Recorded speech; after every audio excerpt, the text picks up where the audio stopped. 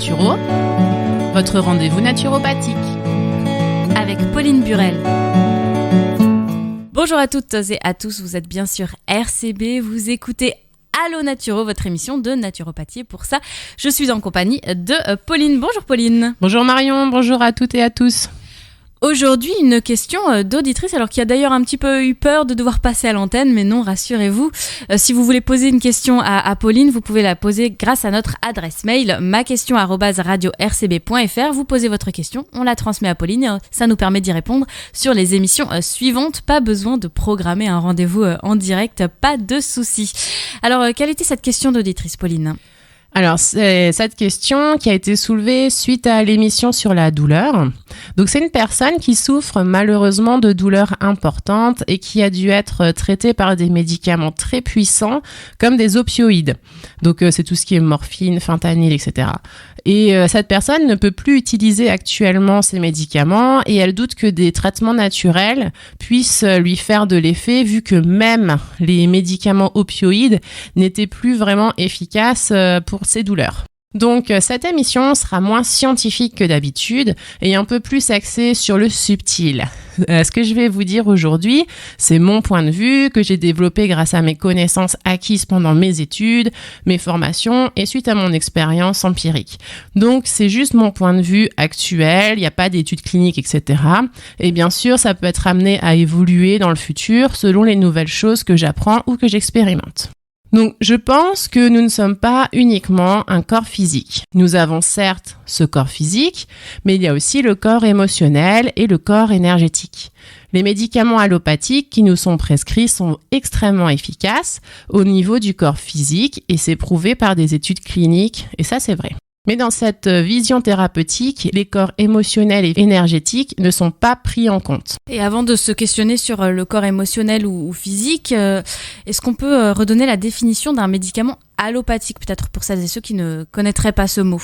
Donc c'est la médecine usuelle en fait, classique, qui utilise des médicaments qui sont composés de substances actives qui aident l'organisme à lutter contre une pathologie. Donc ces substances ont des effets opposés à ceux des pathologies rencontrées. Alors par exemple, pour traiter une hypertension, on va prendre une substance qui va faire baisser la tension.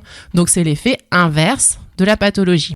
Et les médicaments allopathiques, c'est l'inverse de l'homéopathie. Donc souvent on parle de l'homéopathie, mais on ne sait pas exactement comment ça fonctionne. Donc je vais vous expliquer. Un traitement homéopathique ne contient aucune substance active. Donc comme ces détracteurs le disent, c'est que du sucre. Ça, c'est vrai. Mais l'idée, c'est que ça contient également une information vibratoire. C'est basé sur le concept de la mémoire de l'eau. Et cette information vibratoire provoque les mêmes effets que la pathologie qu'on souhaite soigner. Alors, je vous explique. Par exemple, en homéopathie, on peut utiliser de l'Apis mellifica. En fait, ce sont des abeilles qui sont mises à macérer dans l'alcool. Et après, on va diluer ce macérat des centaines de fois. Et à la fin, il n'y a plus du tout de principe actif, il y a seulement de l'information, de la vibration. Et on l'utilise en traitement pour tout ce qui brûle, par exemple, ou les piqûres d'abeilles, etc. Donc le but, c'est de donner l'information au corps pour que lui-même puisse réagir à la pathologie et retrouver son équilibre. Ça, c'est pour comprendre un petit peu plus, notamment l'homéopathie et les médicaments allopathiques. Et maintenant, est-ce que tu peux nous décrire les corps émotionnels et énergétiques ?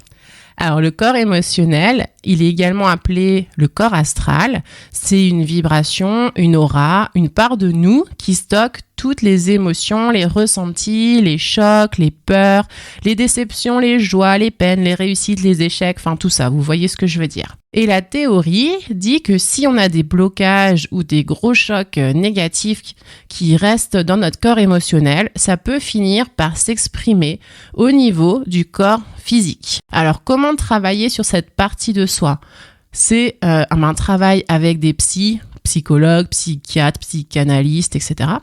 L'hypnose, les fleurs de Bach, la méditation, la sophrologie. En gros, tourner son regard vers soi et s'écouter.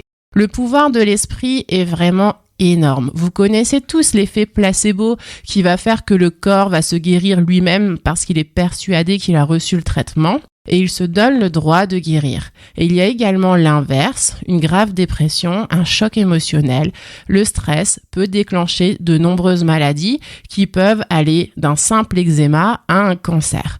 Donc ne sous-estimez pas vos capacités et n'oubliez pas de les utiliser dans le bon sens.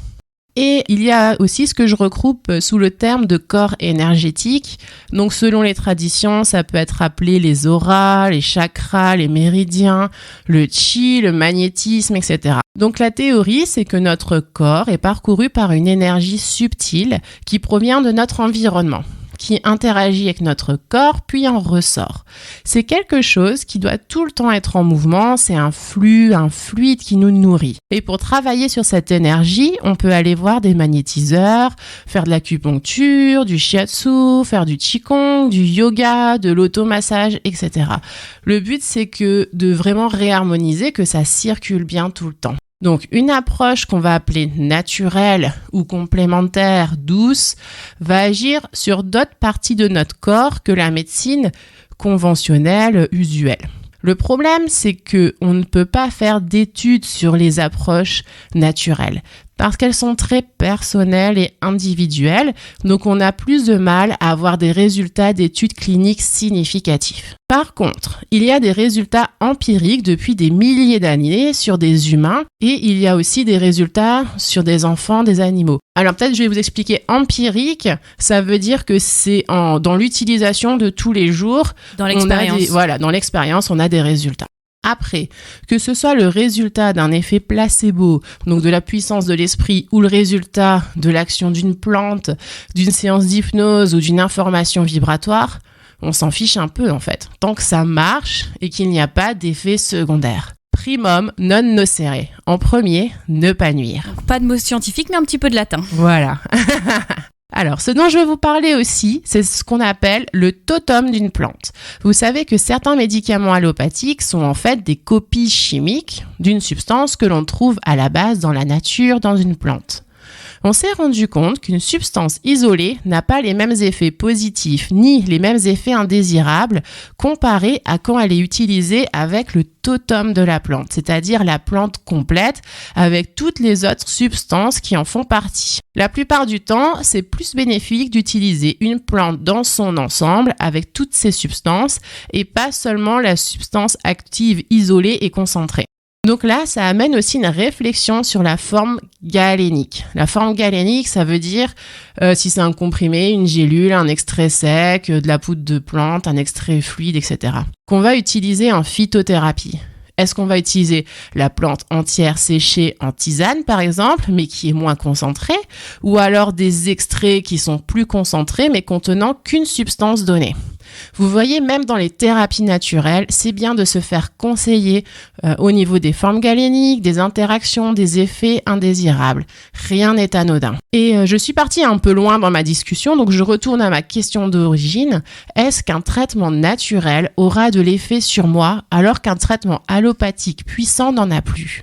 Eh bien, ma réponse, c'est oui, c'est possible.